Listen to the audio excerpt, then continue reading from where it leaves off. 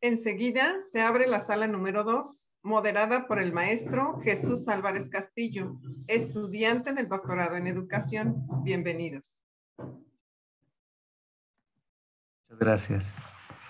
Gracias, estimada Aime. Bienvenidos a esta sala. Tenemos dos participaciones muy interesantes, muy importantes. Por un lado, a la doctora Guadalupe Cordero, quien es parte de la docencia en lo que viene siendo el posgrado UNAM. Y bueno, voy a dar una breve reseña, primeramente con la doctora, y iniciará su ponencia. Después seguiremos con el doctor Adrián, quien representa a la universidad, digamos, en cierta forma de Argentina. Él es el rector de lo que viene siendo Universidad Pedagógica Nacional, y tendremos una participación de 20 minutos para cada uno de ustedes. Después de su participación, una ronda de preguntas y respuestas, y al final tomaremos también algún cierre. Entonces les agradezco. Iniciamos dando un breve resumen, y discúlpenme que voy a cortarlo por el tiempo para que tengan más tiempo de exposición. Pues la doctora María Guadalupe Cordero III, ella está adscrita actualmente en lo que es la sección de riesgos espaciales en el Instituto de Geofísica de la UNAM. Sus líneas de investigación son geofísica planetaria, impactos entre objetos cósmicos, dinámica de material asteroidal a través de atmósferas planetarias. En breve, tiene 29 artículos arbitrados en total, 4 capítulos en libros, registros de meteoritas, artículos de difusión, artículos de divulgación. Su formación de recursos humanos: hay 3 tesis de posgrado, 8 tesis de licenciatura. Ha sido sinodal de 28 exámenes de licenciatura, 6 exámenes de maestría, 9 candidaturas de doctorado y 6 exámenes de doctorado. Tutoría de 10 estudiantes en el área de ciencias de la Tierra. Asesora de servicio social de 22 estudiantes de licenciaturas de física, ciencias de la Tierra, ingeniería en computación, mecánica, geofísica y minas. Y además también como lo que son, digamos que estas talleres de jóvenes hacia la investigación, verano en acción científica, también ha participado. Y en docencia, desde el año 1993, se ha dedicado a ello en licenciaturas, asignaturas como Geología y Atmósferas Planetarias, Introducción a la Física Espacial y Planetología, y en posgrado en Geología Planetaria, además de participar en diplomados, dando clases y escuelas de astrobiología y cursos para profesores de bachillerato. Divulgación también, ha contribuido con 128 charlas, participado también en radio, prensa y televisión, además de también estas observaciones en Noche de las Estrellas, Encuentro de la Tierra también, y ha sido también responsable de talleristas y diseñado juegos y actividades que tienen que ver con astrobiología y geofísica planetaria, y es miembro de lo que es la Sociedad Mexicana de Astrobiología desde hace más de 10 años. Entonces, bienvenida, doctora Cordero. Su ponencia la tituló "Rompas en caso de apocalipsis zombie o de pandemia". Adelante, por favor. Gracias. Sí, pues muchísimas gracias, Jesús, y a todos los organizadores de este simposio. Es, bueno, para mí un honor y un gusto estar aquí. De hecho, cuando me invitaste, de repente dije, oh, córchales, ¿de qué hablo en un simposio de educación? Pero bueno, decidí que voy a leer lo que escribí para que sea más ágil la ponencia y no desviarme. Voy a hacer algunas anotaciones en el camino. Y bueno, como comentó el maestro Álvarez, la ponencia la titulé así: "Rompas en caso de un apocalipsis zombie o de pandemia". Sí, ya sé que este título no suena algo muy serio, digno de presentar en un simposio de educación, y bueno, aquí entre nos, internacional para colmo, entonces no. Pero bueno, en realidad es más serio de lo que parece, y no porque piense que los zombies existen, sino porque en realidad pueden ocurrir eventos que cambien nuestra percepción de las cosas.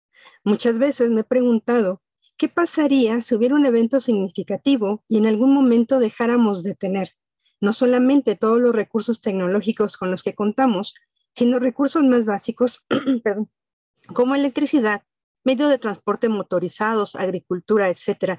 Esto realmente es algo que me preocupa. Por ejemplo, si me preguntaran, haz un foco, yo no tengo la más remota idea de cómo hacer un foco, por ejemplo, ¿no? El escenario que pinto se parece mucho a los escenarios mostrados en películas y series sobre zombies, pero en realidad podría suceder, y no debido a entes imaginarios, sino a eventos que han ocurrido a lo largo de los más de 4.500 millones de años del sistema solar, como cambios climáticos, movimiento de placas tectónicas, actividad estelar y colisiones con asteroides y núcleos cometarios, por mencionar algunos. Para mencionar un ejemplo de esto, puedo comentar sobre los registros fósiles y geológicos que nos han mostrado que hace 65 millones de años, el impacto de un asteroide de entre 10 y 15 kilómetros de longitud causó el último evento de extinción masiva del que tenemos conocimiento. Si un evento similar ocurriera actualmente, nos enfrentaríamos a una extinción de esas dimensiones. Pero bueno, realmente no hay que irnos tan lejos. En la mañana del 30 de junio de 1908, sobre Rusia, Siberia, entró un objeto cósmico de entre 60 y 80 metros de longitud, cuyo estallido, a 10 kilómetros de altura, aventó el aire atmosférico con tal fuerza que cuando éste alcanzó la superficie, derribó 2.500 kilómetros cuadrados de árboles. Afortunadamente, esa región estaba muy poblada, razón por la cual los seres humanos no se vieron afectados, pero sí los animales pobladores de la taiga siberiana. Aquí me gustaría comentarles una anécdota curiosa, y es que durante una de mis charlas de divulgación, les hablaba sobre este evento de Tunguska, y para tener una idea de qué son 2.500 kilómetros cuadrados de árboles, lo que hice fue poner más o menos un mapita a escala de la Ciudad de México sobrepuesta a esa área de destrucción de Tunguska, y pues prácticamente era completita. Entonces, en algún momento dando una charla en el norte del país sobre esto, y les mostraba esta imagen, les comentaba, bueno, realmente si este evento hubiera ocurrido sobre la Ciudad de México, hubiera sido catastrófico. Y alguien muy pícaramente comentó, ya sabemos cómo deshacernos de los chilangos, pues sí, podría ser una buena forma. Pero bueno, dice, menciono lo anterior, no para asustarlos, bueno, quizás sí un poquito, pero solo con la sana intención de despertar su curiosidad, para impulsarlos a indagar más en los temas que constituyen mi línea de investigación, que en forma de broma digo que son guamazos cósmicos, pero en realidad me dedico a esto, a la colisión entre objetos cósmicos y todas las implicaciones que tiene esto, es decir, estudiar un poco sobre asteroides, cometas, interacciones con la atmósfera, los meteoros que conocemos normalmente como estrellas fugaces, meteoroides, meteoritas, lo que ocurre cuando estas ondas de choque que se producen cuando los estallidos en el aire tocan la Tierra, también se producen pequeños sismos. Y realmente es súper complicado y súper interesantes todos estos temas. Bueno, aquí, ¿qué hubiera pasado si ocurre una catástrofe a nivel planetario? ¿Qué cosas y saberes deberíamos rescatar? Responder esta pregunta es valioso, pues esto nos lleva a la pregunta de fondo. ¿Qué aprendemos o deberíamos aprender? ¿Y qué o cómo enseñamos o deberíamos enseñar? En 1874 se publicó La Isla Misteriosa, una novela del gran Julio Verne. En ella, el autor narra la fuga de 5 caballeros en un globo aerostático, el cual, tras ser arrastrado por vientos huracanados, cae cerca de una isla desierta. Uno de los personajes, Cyrus Smith, es un ingeniero con un conocimiento enciclopédico, el cual le permite calcular las coordenadas geográficas de la isla a la cual llegaron y resolver los problemas a los cuales se enfrentaron para sobrevivir. Incluso construyeron un telégrafo para comunicarse entre ellos cuando estuvieran en diferentes lados de la isla. Y a veces hago una broma de que otro poquito hubieran estado ahí y consiguen el wifi y estas cosas, ¿no? Pero bueno, no sé ustedes, pero a mí me encantaría tener la capacidad del ingeniero Smith para acumular y poner en práctica una vasta gama de conocimientos, pero tristemente no la tengo. ¿Pero qué sí tengo? Al igual que ustedes, una inmensa curiosidad, un hambre por saber, aunque a lo largo de los años se me olviden algunas cosas aprendidas y tenga que recurrir nuevamente a los libros para recordar. Un gran respeto al conocimiento que los seres humanos han generado durante siglos y el honor y responsabilidad de enseñar. Vuelvo a la pregunta, ¿qué debemos enseñar? Mi respuesta utópica sería todo. Desde primeros auxilios y agricultura hasta música y cómo generar energía eléctrica. Pero definitivamente esto es demasiado. No alcanzaría el tiempo de varias vidas para aprender todo. Entonces, ¿qué hacer? Durante esta pandemia, al igual que prácticamente todo el mundo, y ahora sí dicho casi de manera literal, he tomado muchos cursos en temas muy variados. Al principio, Nos comunicaron en la Facultad de Ciencias que había que dar clases en línea. Y bueno, obviamente uno entra en pánico. Pero ¿cómo voy a mostrarles los desarrollos que hago en clase si no voy a contar con un pizarrón? ¿Cómo voy a hacer para saber si me están entendiendo si no puedo ver sus caras? Muy acertadamente, la doctora Catalina Ester, directora de la facultad en el momento en que inició la pandemia, y todo ese equipo de trabajo, organizaron una serie de 11 talleres en línea sobre las plataformas que podíamos utilizar para dar clases, ya sea Zoom, Meet, todo esto, talleres sobre Google, Classroom, seguridad en Internet, que a mí me pareció muy interesante. Esto de seguridad en Internet no se me hubiera ocurrido, pero ¿qué tenemos que hacer para cuidar que no nos invadan o que de repente lleguen los hackers y tengamos momentos embarazosos en clase? Derechos de autor, algo que también me parece muy interesante, qué cosas podemos o no podemos compartir en línea y que no afecta a los derechos de autor. En fin, realmente fue muy, muy interesante. Con cada curso fui ganando confianza y decidí que mi primer curso en línea iba a ser el mejor que hubiera dado hasta la fecha. Realmente fue, para mí fue muy enriquecedor esto, porque de tener todas estas dudas que les acabo de comentar, después de tener todas las herramientas, realmente dentro de mí fue no sé, es difícil explicarlo, pero algo así como un motivador muy fuerte. Pues a pesar de todo, esta vez lo voy a hacer lo mejor como nunca antes, ¿no? No sé si lo logré, pero al menos lo intenté. Una colega además nos mostró una tableta gráfica de bajo costo con la cual ella podía escribir como si lo hiciera en el pizarrón y guardar esta información para enviarla posteriormente a sus estudiantes. He de decirles aquí que esto me abrió todo un panorama también interesante. Esto me llevó a un aprendizaje muy importante, el cual de una u otra forma yo ya sabía, pero que esta vez fue realmente muy evidente. El conocimiento reduce el miedo y la incertidumbre y permite tomar decisiones. El enfrentarse a un problema pone en juego todos los saberes e incentiva la creatividad. Otro de los cursos que tomé, que me encantó, fue el de neuromarketing y edumarketing. Al principio, cuando yo leí esto, dije, ¿qué es esto? Pero realmente valió la pena haberlo tomado. Este curso lo impartió Luis Iván de la Fuente a través del Museo Universum de la UNAM. Aquí también un paréntesis para comentar toda esta creatividad que se vino a partir de la pandemia. Universum, el Museo de Ciencias de la UNAM, a lo largo de todo este tiempo impartió cursos en línea para poder sobrevivir desde el punto de vista económico, y además de que también pudimos gozar de algunas talleres y algunas pequeñas representaciones que también fueron muy interesantes.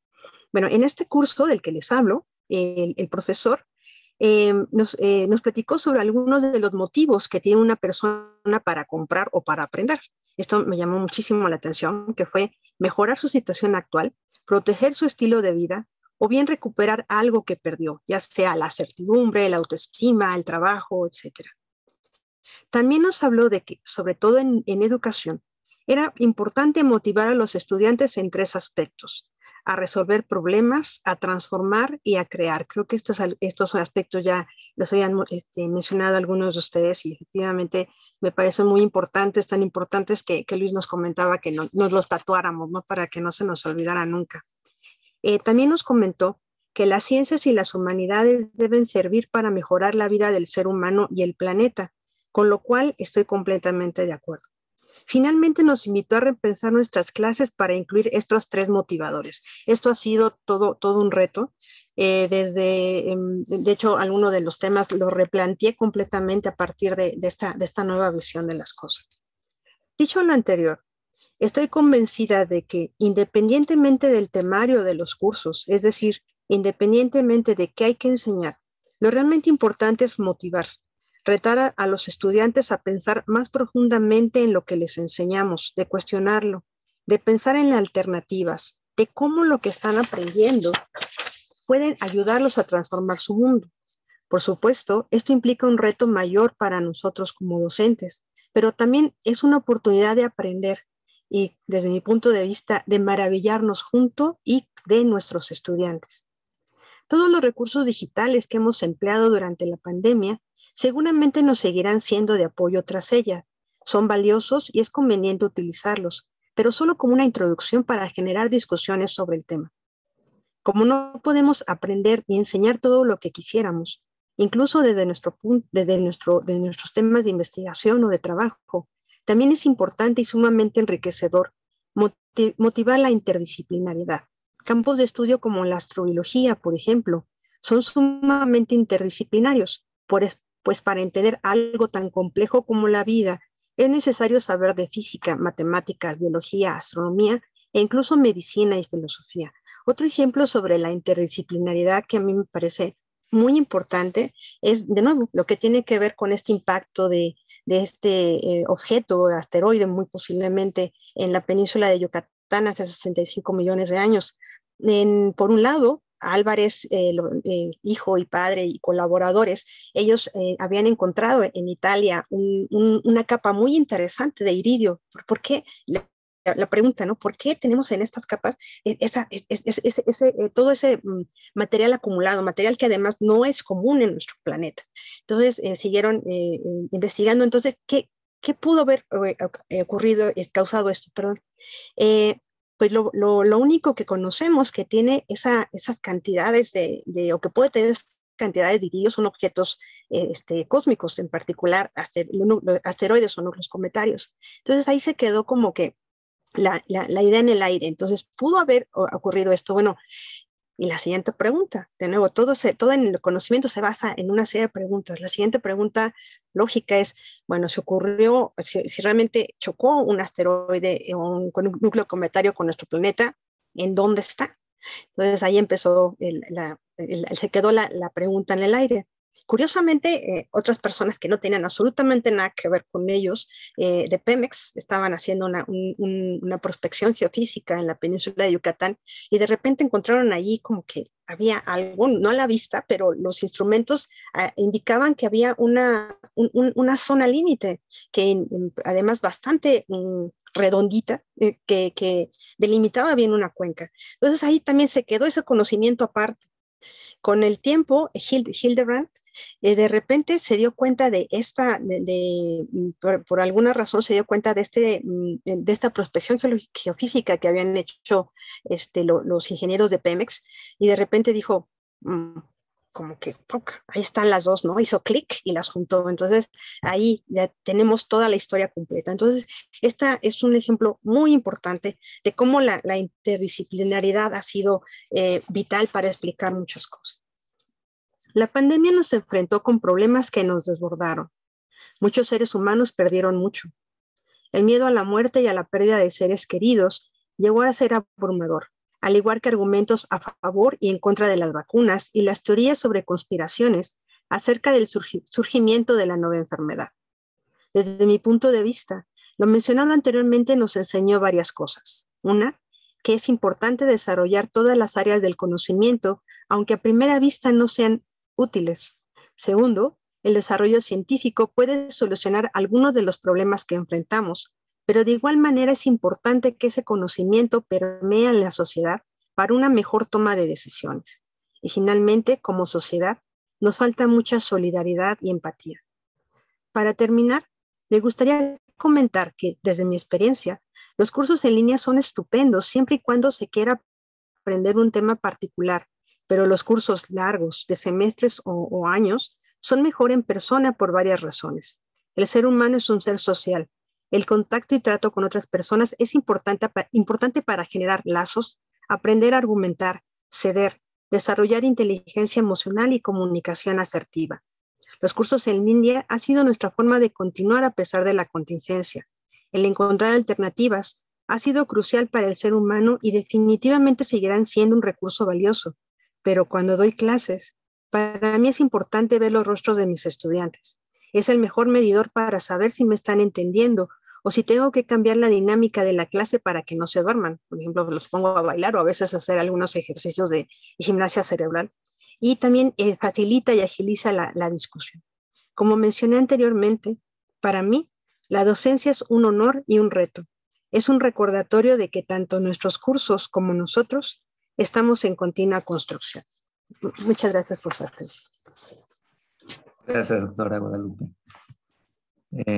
Bueno, aquí es interesante porque de alguna manera a lo largo de lo que han sido las conferencias, se ha visto el otro lado, la parte de cómo se da esa parte de investigación. Decía usted que hace usted un simposio de educación. Yo creo que esa retroalimentación es muy importante porque regularmente cuando estamos en el área de ciencias no nos dedicamos tanto a pensar cómo hacer cursos, como en el sentido de que la pedagogía y ello no es algo que digamos que se tenga tan presente, pero que justamente eso se salvaguarda en el salón de clase, porque ahí se le da un seguimiento, una cercanía al alumno. Y entonces aquí, desde toda la experiencia que usted tuvo, digamos que al tener estos cursos por personas que estudiaron, que brindaron apoyo y herramientas, ¿cuál fue, digamos, que su sentir? ¿Qué podría usted decir que hizo falta o qué, digamos que en el periodo de pandemia, qué es lo que usted más rescata de todo ello y qué considera que hizo falta? Creo que lo que más rescato es la capacidad para adaptarnos que hubo, ¿no? Creo que eso me parece muy impresionante. ¿Y qué hizo falta? Como lo mencionó el doctor Francisco Fuentes Maya, creo que ser más empáticos, porque resolvimos cosas como a nivel global. Bueno, ¿cómo lo enfrentamos? Pues así, pero nos faltó ver la parte humana, la parte y todos van a poder hacer eso que nosotros proponemos. ¿Qué otras propuestas tenemos para quien no pueda seguirla? Creo que eso nos faltó reflexionar. Estoy de acuerdo con el doctor Francisco. Gracias. De hecho, el doctor Javier, también él es del área de ciencias. Y digamos que él vivió también esa parte. Y bueno, eso me lleva a otra pregunta. En el caso de estas herramientas educativas, ¿hubo algún problema al momento con algunos chicos o chicas que usted brindaba, ya sea tutoría o dirección o que estuviesen en clase? ¿Todos tuvieron las posibilidades de tener los equipos y si no hubo esa opción, cómo se le trató a esos chicos? Muy buena pregunta. Bueno, afortunadamente nosotros no tuvimos eso y en parte es porque en la Facultad de Ciencias hubo una campaña al inicio de la pandemia para ya sea donar o regalar a la facultad equipos de cómputo, de tal manera que todos los chicos que tuvieran problemas para acceder a sus clases pudieran contar con una laptop o con una tablet para poder realizar sus estudios y que eso no los detuviera. Eso me pareció muy acertado de parte de la Facultad de Ciencias. También sé de algunos colegas que escuchando a sus estudiantes, también es muy importante por eso el contacto con ellos, generar la confianza. Les decían, pues no tengo para pagarle internet, entonces ya sé de algunos colegas que les dieron dinero a los chicos para que pudieran comprar el internet y no perdieran sus clases. Excelente, de verdad que muy bonita esa parte de ayuda mutua y demás. Bueno, adelantándonos un poquito, a partir de que sabemos que estamos en pandemia, ya estamos de salida, pero como un cierre a su ponencia, ¿cómo visualiza usted en base ya a esta situación crítica que vivimos, que va a ser la educación? ¿Cree que va a ser normal nuevamente en el área de ciencias o considera que va a haber un cambio? ¿Cómo es su perspectiva a futuro? A mí se me hace que ya nunca va a ser igual que antes, nada. Realmente sí, pienso que toda esta situación cambió al mundo. Seguramente se van a usar más recursos tecnológicos, cosa que me parece bien, pero siempre, como lo mencioné en algún momento, yo los tomaría como el pretexto para generar más cosas, para generar discusión sobre todo. Algo que he visto que es importante en las clases es, bueno, esto es lo que yo les doy, pero al principio les digo, miren, lo que yo les voy a mostrar en este curso es como eh, el consenso de lo que se sabe en ciencias, pero eso no significa que se lo tomen como dogma de fe. O sea, todo lo que ustedes escuchen y que no les parezca escríbanlo. Les pido que al final de su cuaderno dejen, de todos sus cuadernos, no solamente de mi clase, que dejen dos hojas libres para que todas las cosas que ellos no entiendan o que digan que no, esto no me late, se podría hacer mejor de otra forma, que lo escriban ahí, que esos sean sus motivantes para investigaciones posteriores. Muchas gracias, doctora Guadalupe. Vamos a dar lugar al doctor Adrián. Al final regresaremos a un conversatorio con ambos. Entonces, muchas gracias. Gracias, doctor. A ti, doctor Jesús, Adrián, gracias. Gracias. Gracias, doctor Adrián, por aceptar también la invitación. Y bueno, voy a proceder a dar una lectura del resumen de su currículo. Nuevamente me disculpo también porque voy a no ser tan extensivo en ello. Entonces, en forma general, el doctor Adrián Pablo Caneloto está adscrito a la Universidad Pedagógica Nacional como rector. Sus líneas de investigación es filosofía de la educación, filosofía política. Dentro de su experiencia académica y científica, él ha fungido como rector de la Universidad Pedagógica de la provincia de Buenos Aires, rector normalizador también de la Universidad Pedagógica de la provincia de Buenos Aires, coordinador del programa Mundos Contemporáneos, coordinador del Núcleo Interdisciplinario de Estudios Internacionales, coordinador académico de la Maestría en Relaciones Comerciales Internacionales. Ha sido coordinador del Módulo Europeo de Integración. Dentro del área de gestión pública y de organismos internacionales, director de la Unidad Ejecutora Provincial, consultor del Instituto Internacional de Planteamiento de Educación de la UNESCO en el 2007, profesional de programas y proyectos, Organización de Estados Iberoamericanos, colaborador, Organización de Estados Iberoamericanos, y en iniciación integrante de proyectos en comunidad política y vocabulario religioso, también en lo que es Bildung e institución y mediación política con W. von Humboldt y Friedrich Nietzsche. Publicaciones, 10 capítulos del libro. En docencia ha tenido tanto en licenciatura, posgrado, asignaturas con introducción a la filosofía, filosofía política, administración y gestión de la educación, régimen de cooperación internacional del desarrollo, seminario de diversidad cultural, construcción de identidades, educación para integración, metodologías de investigación. En divulgación, 25 participaciones en seminario, conferencia y cursos dictados que han sido de carácter internacional, y es miembro del Consejo Provincial por una Educación de Calidad con Equidad e Inclusión de la provincia de Chaco, y también socio fundador de la REDUCAR, que es la Red Educativa Universitaria de Conocimiento y Acción Regional, hasta el día de hoy. Su ponencia la intituló El oficio del profesor y el oficio del estudiante, algunas notas sobre la formación universitaria en y pospandemia. Muchas gracias, bienvenido, doctor Adrián. Adelante, por favor. Al contrario, muchas gracias a ustedes por invitarme y por hacerme un lugar ahí en Veracruz para poder decir algunas cosas. En principio, gracias a Jesús Álvarez Castillo, que con quien más interactué por correo electrónico, también a Maribet, a la Universidad de Xalapa Digital, y a los estudiantes que son los que organizaron este simposio. Y saludar a María Guadalupe, que me antecedió con la palabra. No tengo el placer de conocerla personalmente, pero no quería dejar de saludarla. Si les parece, como dijo Jesús, lo que yo tenía pensado conversar hoy tiene que ver con esto, con el oficio del profesor, el oficio del estudiante, y algunas notas sobre el problema de la formación universitaria en y pospandemia a raíz de dos libros que editamos con la Universidad Pedagógica Nacional, de la cual soy el rector, el año pasado, perdón, el 2020. Fueron dos libros escritos como a la luz y al fragor de la pandemia, tratando de contar un poco lo que iba ocurriendo y sacar algunas conclusiones. Y tiene un capítulo más dedicado, que es un tomo dedicado a la situación en la Argentina, que explora la cuestión universitaria, la cuestión de la formación de los docentes en los institutos de formación, y explora la cuestión de la pandemia en las escuelas de educación básica, y un segundo tomo que tiene una mirada regional sobre América Latina, y ahí aparece, por supuesto, hay dos artículos dedicados a México, porque, bueno, como dijo antes, formamos parte de la REDUCAR, que es una red de universidades pedagógicas de América Latina. Así que eso como introducción o marco general.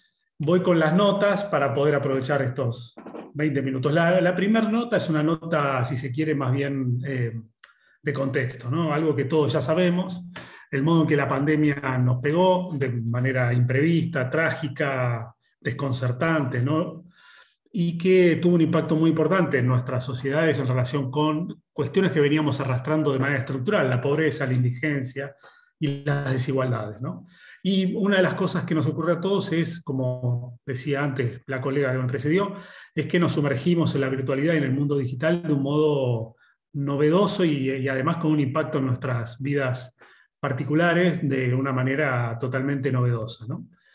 Al punto tal que aún hoy un poco estamos tratando de hacer la cuenta con nosotros mismos a ver si eso es una excepcionalidad, si es algo transitorio o si es algo que vino para quedarse. Creo que es algo que vino para quedarse y que vale la pena pensar qué tipo de presencialidad ofrece la virtualidad o el mundo digital, ¿no? Sobre algo de eso diré la última nota, la cuarta nota, pero esta primera nota, lo primero que quiero anotar es este carácter inesperado, trágico y desconcertante del fenómeno, y al mismo tiempo el impacto que tuvo, ¿no? Sobre todo en la transmisión de los conocimientos, cuestión a la que me voy a referir en las notas 2 y 3. Incluyo allí, por supuesto, todo lo que tiene que ver con la transmisión de los conocimientos, con la evaluación y particularmente la trayectoria de los estudiantes, ¿no? Eso no sé cómo fue el caso de México, pero en Argentina tuvo su impacto, ¿no? Más allá del impacto en la vida institucional, académica, administrativa, tuvo un impacto sobre la trayectoria de los estudiantes, ¿no? En algún sentido, creo que para cerrar esta primera nota, tenemos que tomar en cuenta que tenemos un trabajo por delante, que es sistematizar las experiencias que tuvimos, porque particularmente en lo que atañe a las normativas que se pusieron en marcha durante los 2 años, por lo menos en la Argentina, donde hubo prácticamente nula presencialidad, todo lo que tenía que ver con el aseguramiento de la transmisión de los conocimientos quedó dentro de los márgenes de la libertad institucional, ¿no? Entonces, eso dio lugar a una pluralidad de experiencias que me parece que merece ser recogida, estudiada y sistematizada. Por lo tanto, cierro esta primera nota o retomo con estas 3 ideas: el carácter inesperado y trágico del acontecimiento, el impacto sobre la transmisión de conocimientos y las trayectorias de los estudiantes, y la necesidad de sistematizar las experiencias por las que pasamos y las que vivimos, ¿no? Voy a la nota 2 y me quiero referir en la nota 2 al oficio del estudiante, ¿no? Porque recién les comentaba que un punto en el que me quería centrar era la transmisión de los saberes o los conocimientos, y me parece que es la cuestión de los conocimientos y su transmisión tienen 2 elementos que están en las puntas, ¿no? Que son el oficio del profesor por un lado y el oficio del estudiante por el otro. Y en lo que atañe al estudiante, lo primero que hay que decir es que, como todos ustedes saben, hacer progresar los saberes no es lo mismo que adquirirlos, o sea, que aprender, y no es lo mismo que transmitirlos, ¿no? Que enseñar. Por ese motivo, como no son cosas distintas, hay una complejidad que me parece que hay que aclarar. A esto hay que agregarle, por lo menos en el caso de la Argentina, que hay un proceso ya en marcha hace muchos años de democratización de la universidad, lo que es un fenómeno global, regional, latinoamericano y también en la Argentina. Esto quiere decir que se incorporaron una enorme cantidad de jóvenes a las universidades, muchos de los cuales al mismo tiempo eran primera generación de estudiantes que en sus familias habían terminado la escuela secundaria. Con lo cual hay un salto cultural ahí de envergadura, ¿no? Y el otro, junto con eso, digamos, se da un elemento que es más permanente y más propio de la identidad universitaria, que es que la universidad está construida en torno a los conocimientos, ¿no? Por decirlo así, si la escuela secundaria se construye en torno, o la escuela primaria, ¿no? En torno al estudiante y hace girar los conocimientos en torno a él, de algún modo la universidad hace el efecto inverso, se concentran los conocimientos y hace girar a los estudiantes en torno a él. Entonces tiene una centralidad muy fundamental los conocimientos, y en tanto orden universitario estructuran de algún modo el ethos o el carácter del estudiante universitario. Es decir, por esta misma situación nos vemos en la necesidad de repensar la relación que las universidades ofrecen de los estudiantes con los conocimientos que forman parte de ellas, ¿no? Y esa relación nunca es una relación, aunque tendamos a pensarla de manera individual una relación que se soluciona o se resuelve cuando uno cierra las puertas del aula. Al contrario, es un problema institucional, que no queda ni restringido al acceso ni, por supuesto, a la entrega de las credenciales, sino que es efectivamente un problema institucional que tiene que ser resuelto movilizando todas las capacidades institucionales para que efectivamente se dé una relación con los conocimientos que sea productiva para los estudiantes, ¿no? Dicho de otra manera, muy simplificadamente, la vida universitaria no es una segunda naturaleza, o sea, no es algo que uno traiga consigo, sino que es efectivamente algo que uno tiene que adquirir. Y por lo tanto, la universidad como institución tiene que producir ese ethos universitario y las condiciones para que los estudiantes puedan apropiarse de ese ethos universitario, ¿no? Como dije antes, el oficio de estudiante entonces supone un esfuerzo, un pensamiento y una acción institucional orientada a la formación. Y esto es particularmente importante, aunque no exclusivamente, en el grado universitario, ¿no? Es decir, la universidad tiene que ser consciente como institución de poner las herramientas necesarias para que los estudiantes puedan iniciarse en un conjunto de conocimientos que tienen la particularidad de ser conocimientos que vienen de afuera, que nos introducen en una tradición, en un mundo disciplinar, que está racionalmente construido, en un orden de cosas cuyas relaciones y avances están reglados y en un conjunto de objetos que son propios de una u otra disciplina. Entonces, relacionarse con los conocimientos de manera universitaria implica no solo el manejo y el cumplimiento de una serie de reglas, sino también un conjunto de habitualidades, podríamos decir, que se adquieren y que para que sean adquiridas tiene que existir una contraparte institucional que la esté pensando de manera presente y activa, ¿no? Es decir, lo que se tiene que conseguir para construir el oficio de estudiante es que esas reglas se vuelvan propias, o sea, el estudiante las asuma como propias y las incorpore como un hábitus, ¿no? Y además ese oficio, esa incorporación del estudiante no es un oficio que se adquiere una vez y para siempre, sino que es algo que se va complejizando al punto tal que implica diversas iniciaciones, ¿no? De acuerdo a la complejidad de los conocimientos según se avanza en una carrera, o incluso cuando uno deja una carrera de posgrado, pasa a un posgrado, a una maestría, a una especialización, a un doctorado, y esos son distintos niveles de iniciación porque los conocimientos se van volviendo más complejos, y el oficio de estudiante también se complejiza. Entonces, para decirlo con una forma más abstracta, digamos, el oficio de estudiante consiste en comprender que ser estudiante es un proceso que comienza siendo heterónomo, es decir, que viene de afuera, y que debe tener las condiciones para hacer posible el despliegue de una individualidad que sea capaz de alcanzar, como resultado de pasar por dicho proceso de formación, grados cada vez mayores de autonomía. Cierro esta segunda nota diciendo que si bien en el caso de la Argentina este es un problema que estaba instalado fundamentalmente en el primer y en el segundo año, los estudiantes que venían a la universidad necesitaban un conjunto de conocimientos que no poseían, dificultades para hacerse con esos conocimientos, lo cual implicó todo un trabajo para poder retener a los estudiantes. Creo que con la pandemia esto se vio resentido porque fueron particularmente los estudiantes de los primeros años los que de algún modo se vieron más descolocados y afectados por la no presencialidad. Por supuesto que no fueron los únicos, pero eran quienes justamente tenían menos construido el oficio de estudiante, aquellos a cuyo ethos universitario estaba en proceso de formación. Y hoy nos vamos a encontrar, al día de hoy, en 2022, con estudiantes que incluso van a iniciar su segundo o tercer año habiendo tenido solo experiencias no presenciales, ¿no? Por eso me parece, cierro con esta idea, que es fundamental entender cuáles son las operaciones necesarias para que los estudiantes se apropien del ethos universitario, porque ese es un desafío vertebrador, tanto para la universidad en su modelo, entre comillas, normal de presencialidad, como en su modelo a distancia o híbrido, sobre el cual voy a hacer hincapié en breve. La nota 3 tiene que ver con el oficio del profesor.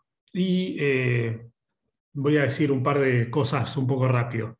Entre alguien que enseña y alguien que aprende hay una cierta organicidad interactiva, ¿no? Donde entra en juego, por supuesto, lo afectivo, ¿no? De algún modo, la pandemia puso en jaque esta cierta organicidad. Hay un estudio en estos libros que les mencioné antes, que siguen dos especialistas de la universidad, José Antonio Castorini y Patricia Sadowski, que plantean esta hipótesis, que dice que en la situación de aislamiento, de no presencialidad, de virtualidad o de educación remota de emergencia, como se la llamó aquí en la Argentina, de algún modo la enseñanza se escindió de los aprendizajes. Los profesores se concentraron más en la enseñanza y menos en lo que estaba pasando con los aprendizajes de los estudiantes, porque la situación fue tan vertiginosa y en un principio más caótica que no hubo tiempo o tuvo que resolverse sobre la marcha, ¿no? Entonces se apelaron a las situaciones y a las condiciones que uno tenía para resolver problemas complejos. Por lo tanto, como dije, la inquietud de los profesores se concentró más en la transmisión de los saberes que en la adquisición de los estudiantes, ¿no? Y las consecuencias de ese proceso fueron particularmente evidentes, como dije antes, también en los estudiantes que tenían menos autonomía, es decir, aquellos que estaban adquiriendo el ethos universitario, es decir, los que estaban en los primeros años. ¿Significa esto, y acá retomo algo de lo que decía la colega antes, que la formación universitaria necesita ineludiblemente la copresencia de los cuerpos? Yo diría en parte que sí, que hay operaciones complejas que no se pueden hacer sin presencia, y que de alguna manera también aprendimos, ¿no?, que dar clases en plataformas, apoyados en aulas virtuales, tiene algo de complejo, de lento, nos obliga a dar algunas vueltas, a coordinaciones que no son siempre fáciles de calibrar, y que lo presencial tiene una economía de los cuerpos, de las miradas, de las voces, de los gestos, que es muy importante a la hora de transmitir conocimiento, ¿no? Y que es como una economía de la interacción humana que es muy fundamental. Esto no quiere decir que la virtualidad no tenga sentido, todo lo contrario, yo soy más bien partícipe de que hay que aprovechar las particularidades y las potencialidades de las dos formas de presencialidad. Y remarco esto de presencialidad, o sea, la bimodalidad, la presencialidad virtual y la presencialidad corporal, por decirlo así, ¿no? Creo que de todos modos nos falta recorrer un camino, y por eso hablaba al principio de las experiencias que hay que sistematizar respecto de cuáles son las particularidades, las potencialidades y las limitaciones de la presencia virtual, ¿no? Por supuesto que además la presencialidad juega un rol en la socialización, que forma parte de la vida universitaria, en el diálogo, en el encuentro, en la construcción de la convivencia cotidiana, en la vida política de las universidades. La Universidad Pedagógica Nacional es una universidad pública, por lo tanto yo creo que también hay algo de lo público, hay un sentido más profundo de lo público que se alcanza en la presencialidad y no se logra alcanzar en la virtualidad. Pero bueno, vuelvo a lo del oficio del profesor para concluir diciendo lo siguiente antes de pasar a unas conclusiones, 4 conclusiones rápidas. Creo que hay algo que ya sabíamos, pero que la pandemia puso en evidencia muy brutalmente, digamos, ¿no?, que es el carácter exploratorio de nuestro oficio, ¿no? De algún modo, lo que dicen estos autores es que el oficio de enseñar es un oficio que está marcado por la necesidad exploratoria, por la hipótesis, por el ensayo, por la necesidad de explorar, de salir a la búsqueda de...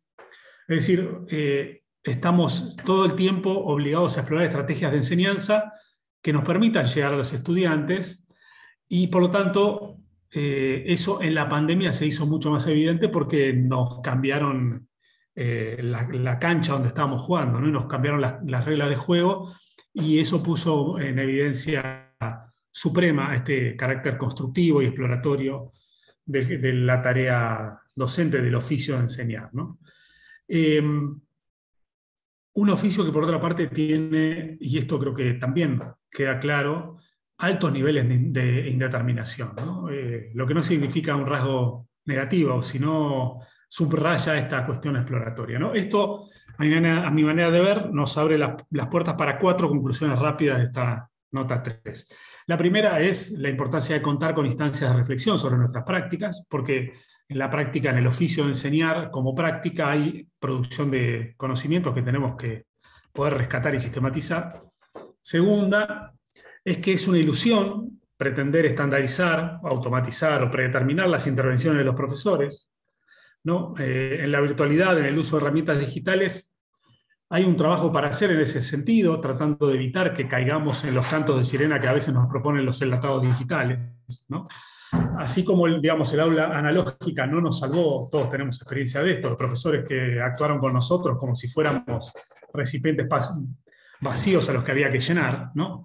La digitalización tampoco es nada sin la mediación de los profesores. O sea, no es nada en términos formativos sin la mediación de los profesores. Puede ser instructivo, puede servir para vender algo, pero no es nada sin la mediación de los profesores. Hay una tarea pedagógica sustantiva que producir ahí, ¿no? Por lo tanto, hay también un trabajo para profundizar en relación con las tecnologías digitales y la formación universitaria, ¿no? Lo que implica también pensar o repensar las condiciones laborales. La tercera conclusión que yo saco de esta tercera nota es que contradice la idea de que un profesor es alguien que tiene un conjunto de cualidades, por así decir, esenciales que se inscriben por fuera de cualquier contexto y de las condiciones en que se desarrolla la tarea de enseñar. Todo lo contrario, ¿no? Los profesores no somos entes abstractos, estamos inscritos en contextos específicos, institucionales, sociales, políticos, y en condiciones también muy particulares. No son las mismas condiciones las de ustedes, seguramente, que las que tenemos aquí en Argentina, incluso entre universidades son muy distintas, entre ciudades, de acuerdo a las condiciones sociales en las que participa cada uno, etcétera, etcétera, ¿no? Por lo tanto, la identidad de los profesores siempre es social y es institucional. Y eso hace que sea necesario que tengamos que enfrentar siempre problemas particulares, no necesariamente problemas universales, ¿no? Y esto refuerza lo que dije antes, ¿no? La necesidad de hipotetizar y de explorar para dar respuestas acordes a las situaciones que enfrentamos. Y la cuarta conclusión de esta tercera nota tiene que ver con algo que también dijo la colega anterior. Ella lo dijo por el lado positivo, yo lo voy a decir en un sentido más vinculado con las políticas educativas, que tiene que ver con que necesitamos una nueva ecuación entre educación, sociedad, tecnología y Estado. No es la anterior ecuación de los y las profesores pensados como facilitadores, ¿no? Sino efectivamente como mediadores involucrados en el proceso de transmisión de conocimientos. Al mismo tiempo, necesitamos una ecuación en la que los estados hagan inversiones sobre áreas y sectores estratégicos, con tecnologías que puedan ser desarrolladas y apropiadas para usos educativos, lo que supone producción de contenidos pertinentes para la enseñanza y el aprendizaje, desarrollo de plataformas de carácter público, despliegue de portales colaborativos, etc., ¿no? Y también un colectivo de profesionales dispuestos a explorar, a inventar nuevos caminos, ¿no? De manera que concluyo la nota 3 retomando y remarcando esto, ¿no? El carácter exploratorio y conjetural de la tarea de enseñar y cómo ello puede potenciar el trabajo en diseños bimodales o híbridos que por supuesto no pueden entenderse simplemente como la compensación de un tiempo físico por un tiempo virtual, sino que requiere planificación, más tiempo de preparación por parte de los profesores, trabajo cooperativo. La colega anterior hablaba de la interdisciplina o la transdisciplina, integración de proyectos entre distintos equipos de profesores, etc., ¿no? Con lo cual nos habilita este carácter exploratorio a pensar cuáles serían los cambios a realizar en relación al modo presencial para lograr una universidad preparada para los diversos escenarios que se pueden presentar y al mismo tiempo una universidad que sea capaz de aumentar en cuanto a su capacidad de transmisión incorporando lo digital. Antes de pasar a la última nota, permítame agregar dos cosas al pasar. La primera tiene que ver con que todo esto que acabo de decir, afortunadamente, tiene un límite, que es la escala de los sistemas universitarios. El de México tiene una escala impresionante para nosotros, y imagínense, y el de Argentina ya es importante, ¿no? Entonces, como hay una escala muy grande del sistema universitario, como hay una multiplicidad de actores que están involucrados en él, hay un límite, afortunadamente, a las ideas simplistas del cambio educativo, y también a las ideas simplistas del cambio tecnofílico, ¿no? O los que apuestan a ciegas a que la tecnología reemplaza a los docentes, o los que apuestan a que la tecnología puede ser una y la misma para esta multiplicidad. Y digo esto porque hay mucha bibliografía en las ciencias sociales de que las innovaciones sociales de este orden y de esta magnitud, la masificación, la apropiación social según contextos y culturas, no nos deja margen para pensar que uno podría, a partir de una experiencia, hacer que esa experiencia exactamente la misma se multiplique y se escale al infinito, ¿no? Entonces, una buena práctica aplicada a un determinado contexto no puede ser expandida y multiplicada o aplicada de manera mecánica al conjunto. Requiere funcionar más como una inspiración que como un modelo a replicar.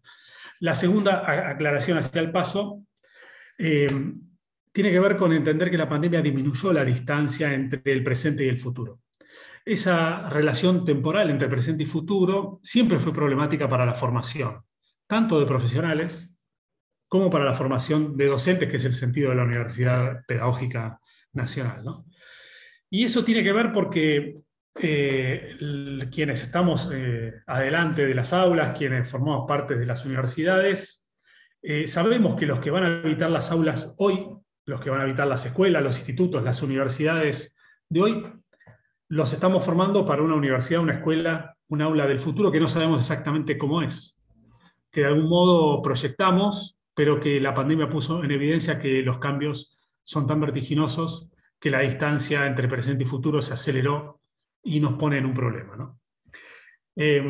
Ese desfase temporal, que es natural, intrínseco, con el que siempre nos enfrentamos, reitero, nos obliga y nos encuentra en este momento haciendo proyecciones con relación a para qué aulas, para qué profesiones o trabajos, para qué instituciones estamos formando, donde justamente porque la pandemia aumentó ese desfase temporal, ¿no? De algún modo estamos como construyendo sobre el futuro sobre una cartografía que no es segura. No significa que antes lo fuera, pero esta vez esa cartografía tenemos la certeza que cambia con una velocidad muy importante. Voy a la última y cuarta nota, que tiene que ver ya con la siguiente pregunta, ¿no? ¿Qué rol pueden tener nuestras universidades en esta era de mundo digital, o de lo que alguien llamó la era antropomórfica de la ciencia, de la técnica, ¿no?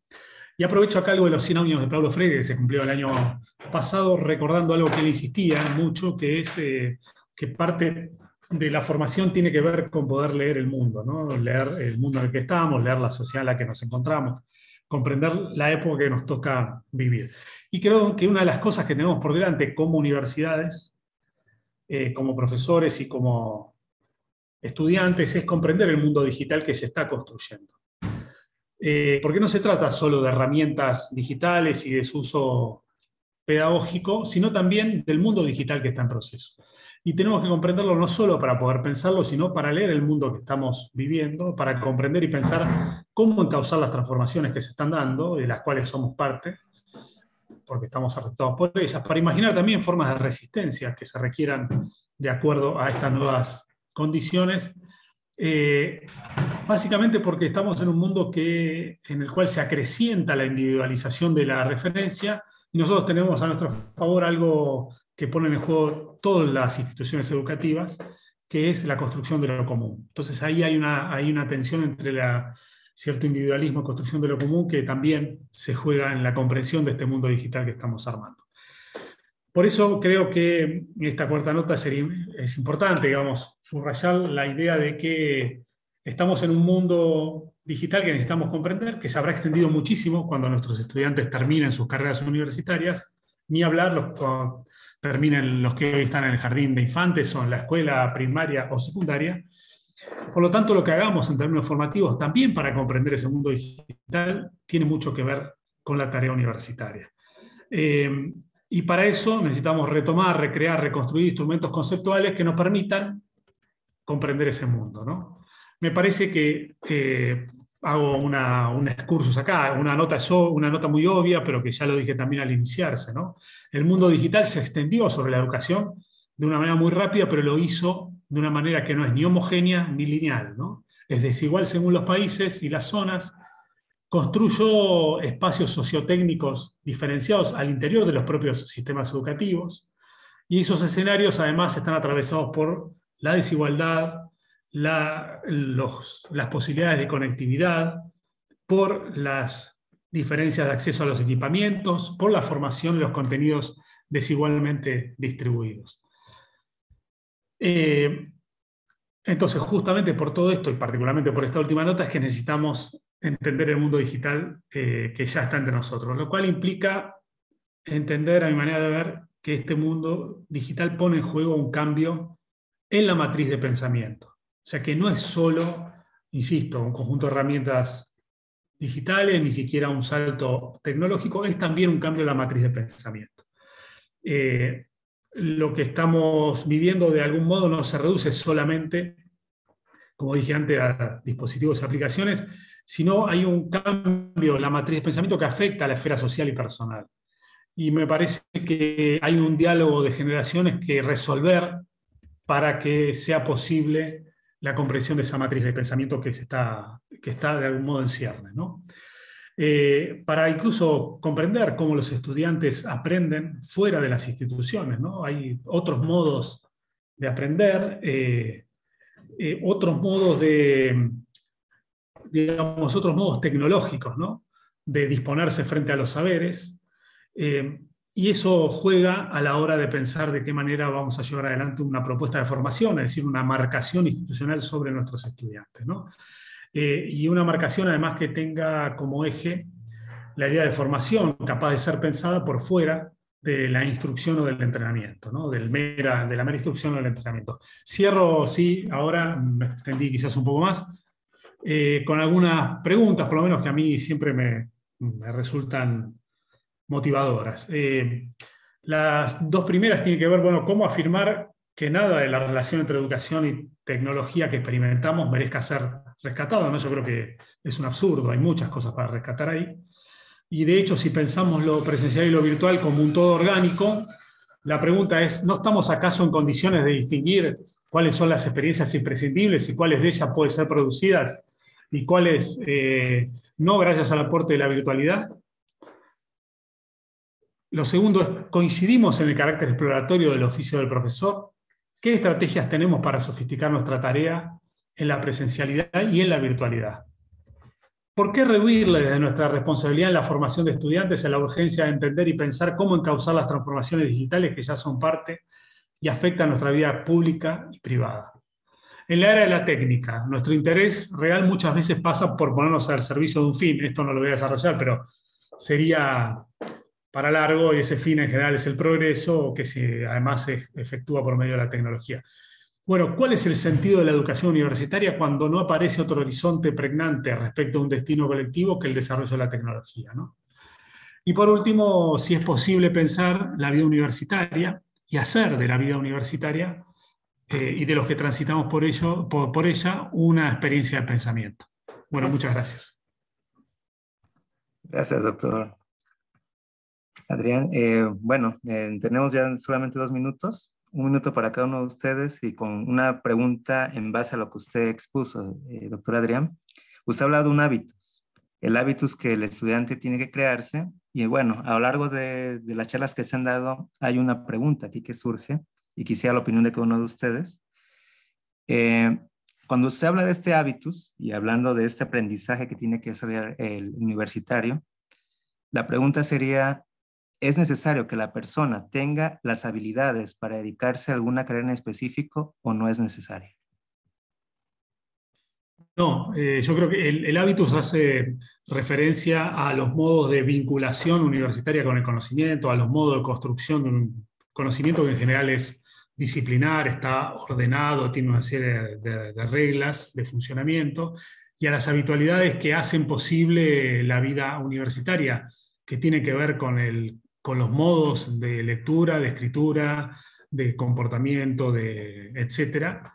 Digamos, pero lo que trato de decir es que hay una responsabilidad institucional. Eso no es algo que el estudiante solo tiene que construir. el estudiante tiene que poner lo suyo, está claro, pero hay una responsabilidad institucional de construir herramientas para que eso sea posible. Y esas herramientas no pueden estar solo en manos de los profesores, no puede ser una cuestión a la que atiendan exclusivamente los docentes cuando cierran la puerta del aula, sino que tiene que haber una institución involucrada en desarrollar estrategias que permitan conducir al proceso de formación hacia la construcción de esas herramientas, ¿no? Muchas gracias, doctora. Sí, pero también estoy de acuerdo. Me parece que es importante que la institución guíe al estudiante para adquirir estos hábitos o habilidades, además de que el estudiante mismo los pueda adquirir. Yo estudié en el CCH, entonces en el CCH, como mencionó el doctor Francisco, tenemos el lema de aprender a aprender. Entonces ahí sí era muy, muy interesante cómo nos motivaban para que nosotros nos fuéramos a la biblioteca varias horas y estudiáramos tratando de construir nuestro propio conocimiento. Entonces, pero también esta forma de aprender pues fue motivada por la misma institución, ¿no? Incluso casi es obligatorio leer el libro de Aprender a Aprender, ¿no? Para que sea una guía de cómo nosotros podemos obtener esos hábitos de estudio y de adquisición de conocimientos. Okay. Muchas gracias a ambos. Es una disculpa que se nos agotó el tiempo. Habría más preguntas, pero ya habrá oportunidad de tener otro conversatorio. Muchas gracias por aceptar la invitación y les seguimos invitando a que continúen con la siguiente mesa. Muchas gracias. Gracias a ustedes. Un abrazo. Muchas gracias. Gracias, igual. Gracias Adiós. por las experiencias educativas proporcionadas por los especialistas participantes en la sala. Agradecemos también al moderador, maestro Jesús Álvarez Castillo. Vamos a hacer un receso de 15 minutos. Les solicitamos no abandonar la sesión, solo apagar su micrófono y su cámara. Regresamos a las 13:45 horas. Les recordamos que es ya la etapa final. Gracias, les agradecemos también a los presentes, a los participantes, para que pues no nos abandonen. Gracias.